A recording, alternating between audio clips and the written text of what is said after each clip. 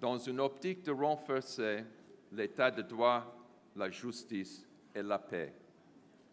En relation avec les engagements pris au sommet mondial de l'action humanitaire l'année passée, une multitude de partenaires nationaux et internationaux travaillent aux côtés du gouvernement du Tchad de façon collaborative.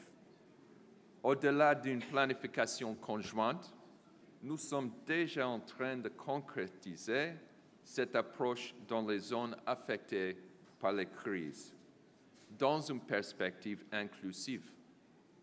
Par exemple, les acteurs humanitaires distribuent des semences achetées localement auprès de producteurs appuyés par les acteurs de développement.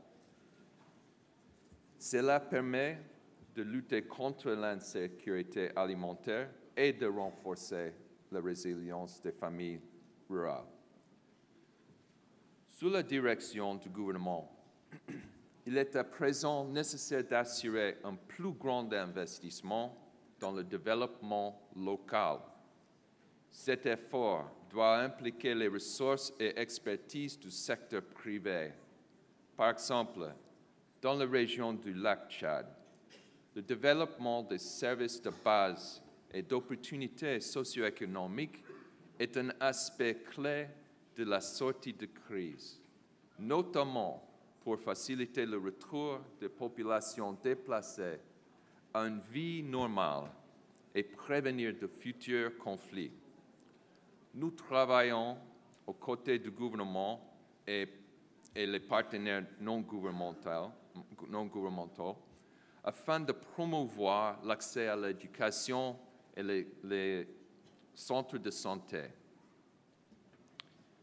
L'éducation des jeunes est notre arme la plus puissante pour la prévention de la radicalisation à long terme.